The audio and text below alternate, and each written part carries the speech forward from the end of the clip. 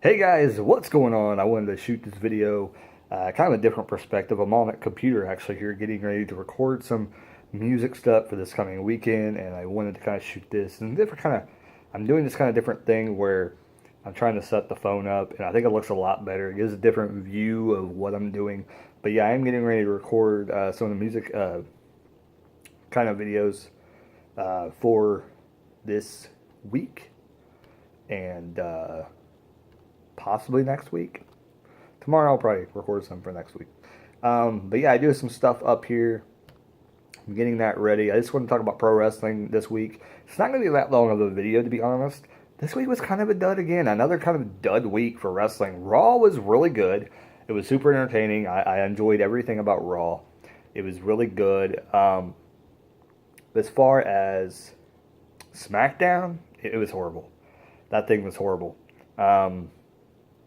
I mean, it really, really was.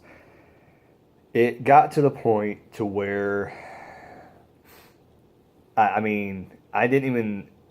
First of all, our cable box was acting up last night, so or in the morning before, so I couldn't really check out SmackDown, and I didn't really see anything major happen. Um, so yeah, nothing really happened on SmackDown. The storyline between Sami Zayn and Kevin Owens just needs to get somewhere quick. It's not interesting to me. It's not, it's not really, intriguing to me at all. So, with that being said, it's kind of SmackDown's been kind of weak for me, but Raw, on the other hand, has been it was really exciting. Braun and Kane's feud kind of came to a head at the end of the show. Kind of an odd way to end it. I think they should figure out a different way. I kind of think that they should have had something with Joe and Reigns in the show, to be honest, but or the tag title match, which I don't think that was the case. I think it ended up being something about Braun and Kane, wasn't it? No, maybe it wasn't. Maybe I was wrong. I don't know. Oh, it was something. It was something about Joe. Never mind. I didn't watch it in the Raw because I got to the end and I knew it was a tag title match, and then I turned it off because it there's something about knowing what's going to happen and knowing that the titles probably are not going to change hands. Um, when you watch wrestling for so long, you kind of know when things are going to happen, and it wasn't really unpredictable, and it didn't really seem like the titles are going to change hands. If the titles were to change hands, I probably would have, turned it back on and checked it out. But really, it just that feud. I'm done with Seth Rollins and Dean, and the bar. It's just I'm done with it. They need to move on, and I'm all about feuds and things like that. Continuing for a long period of time. But when the feud gets stale, they need to know when to end it. And sometimes they have a problem with that lately in the WWE. The women's thing, Paige's thing, is really interesting. They give them a lot of time. They give them 2 segments last night, basically. So I'm excited to see where that goes. Paige and Sasha Banks, interesting match. I think people wanted to see that because I don't think we've seen that before she left or got hurt, whatever. Before like I think literally like 2 years she wasn't in the WWE. I thought something was crawling on the wall for a second. I was like flipping out. Anyway, yeah, but really, Elias was entertaining, and then Braun came out. Yeah, that was pretty funny. A lot of interactions, a lot of the non-wrestling was really, really good on Monday this week. And usually that's not the case. Usually when you say Raw was really good, there was a lot of great matches. There was really only one good match, and that was Jason Jordan and Roman Reigns. It was a really good match, entertaining. I thought the Braun and Elias encounter was pretty interesting, to say the least. But yeah, it was pretty cool. I think Raw was pretty good. It wasn't the greatest Raw ever, but last week was just Raw's been pretty steady for a while now. SmackDown's just been kind of dull. There was some cool things on SmackDown, I will say. The interaction between the Welcoming Committee and the Riot Squad. The women's stuff is great right now on both shows, but that's not enough to make me want to watch a whole entire SmackDown. There has to be something else, and there's no real main story. You got some of the top talent you have there off of television. Baron Corbin and Bobby Roode and Dolph Ziggler, they have their thing going on now, and that seems pretty interesting. But still, like I said, still not enough to make me tune in. Bludgeon Brothers are wrestling on there. They're giving them time on TV. There's nothing there. They're not going to push them. Why are they wasting time with them? If they're not going to push them, then don't waste time with them. I kind of hope this leads to the Authors of Pain debut, taking on the Bludgeon Brothers and kind of starting a feud with them. And then after that feud's over with, then it'll resort to one of those teams going after the tag team championship during that time. And until then, probably Chad and Gable and Benjamin are probably going to be battling the tag champions until then. With New Day kind of stuck in the middle, wrestling random people.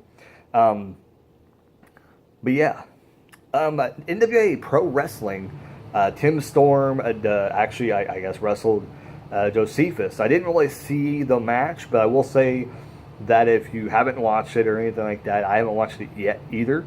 But it seems like Josephus just went into that match to try and injure Tim Storm and to put him out of action. So pretty interesting to see where they go with that. Supposedly Tim Storm is injured. I don't know what's going to happen. I'm assuming that they're not going to take the belt off him or anything. They're probably just going to say, hey, he's injured. You have to wait till he's healed up before he defends the title again. And that'll kind of draw, kind of more intrigue when he comes back. And it'll kind of take everything away from him right now and give us time to kind of focus on other things since WrestleMania is happening. And people really aren't going to be paying attention to a lot of stuff except WrestleMania. And maybe Wrestle Kingdom that's happening. But yeah.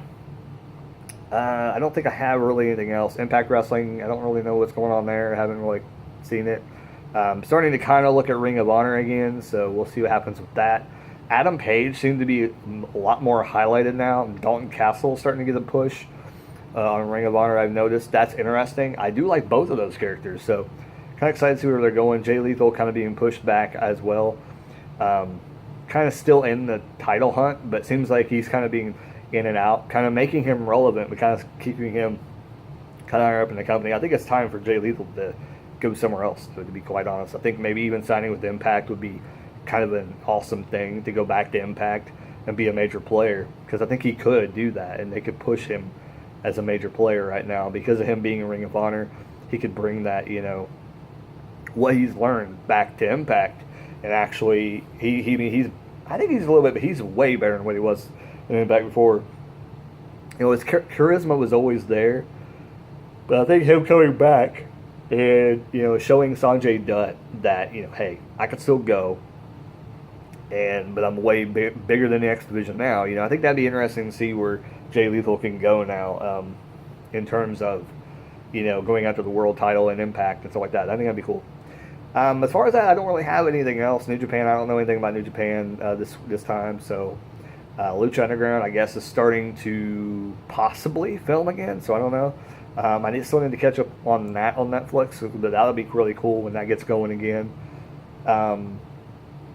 That's about it. That's really about it. A lot of things coming out about a lot of stuff. WrestleMania talk starting to happen. Royal Rumble talk is starting to happen.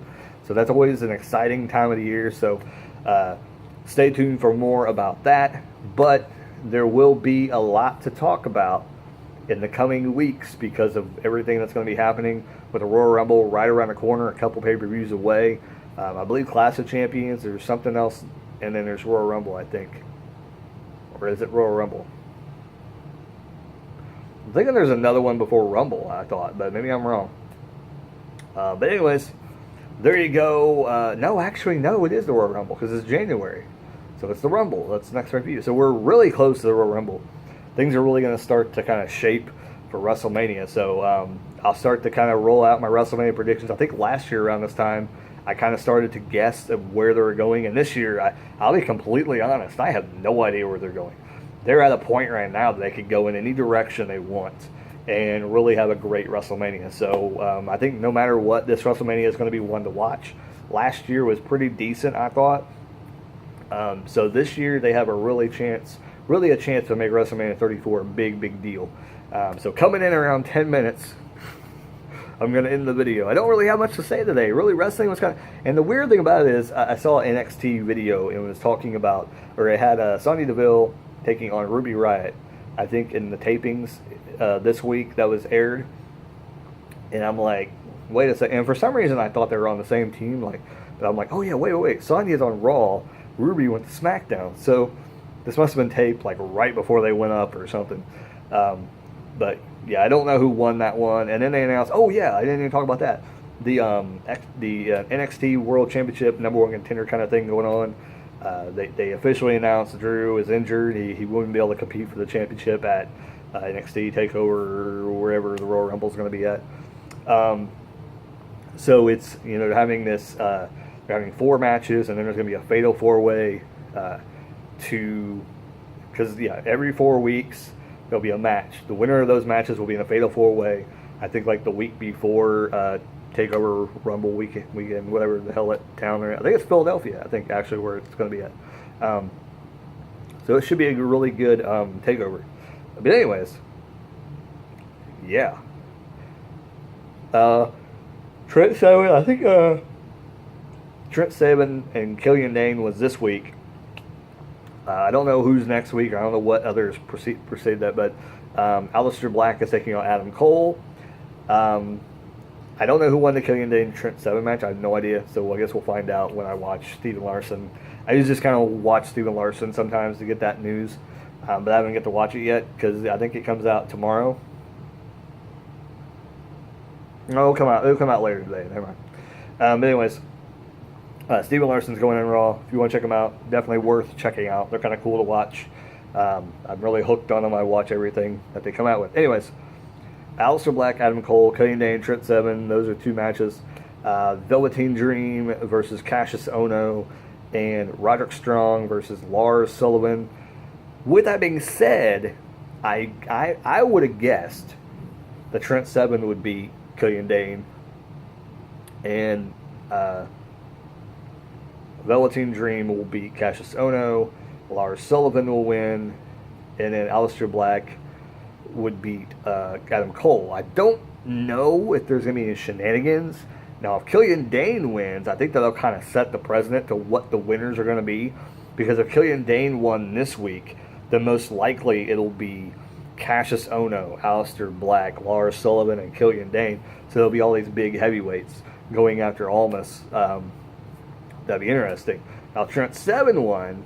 I still think Lars Sullivan's going to beat Roderick Strong. I don't think there's going to be a chance in hell that's going to happen. But it kind of matters the order of events. If Aleister Black gets past Adam Cole, then Adam Cole may help. Maybe Roderick Strong might turn and might join Undisputed, and Adam Cole may help Roderick Strong get past Lars Sullivan, or vice versa. Roderick Strong could turn and help Adam Cole get past Aleister Black, which making a Roderick Strong Aleister Black feud, which would be very, very interesting, in the least. And also a Adam Cole Lars Sullivan feud would be kind of interesting too, but he would get killed. So I'd rather see Aleister Black versus Roderick Strong. But yeah, Velveteen Dream I think will beat Cassius Ohno. Just because of what's been going on and everything. This may actually build to a feud at the next thing, I think. I don't think Ohno will go after Lars Sullivan again. If they do, then they're going to draw that out, and we'll probably find out next week about that. But anyway, looks pretty good. I don't know anything about anything else NXT. Like I said, I didn't watch it this week. I'm trying to get back into it. 205 Live, didn't really watch any of that. Something the Nia Jax saying "How you doing" to Enzo Amore. I thought I was going to end it. No, I just kept on talking. That's how it works. And with Nia Jax, kind of like people wonder if she's going to have a love interest thing going on with Enzo, but I don't think it's going to be that. But something was said on this video. I had seen the title of the video going past, and it said Nia Jax supposedly to go to 205 Live, and I'm like, no, why would that happen? But then it got me thinking, and if that happens, then that could be a way to break up the Zoe train, and for Nia Jax to be helping Enzo Amore to, keep that Cruiserweight Championship outside of those guys helping, and those guys could actually go on the hunt for the Cruiserweight Championship. So that's all I really got to say today. I'm going to go ahead and end the video. Hope you guys enjoyed all the content coming your way, and make sure to subscribe, all that good jazz, and I'll catch you guys later. Keep rocking, and keep on watching wrestling. Later.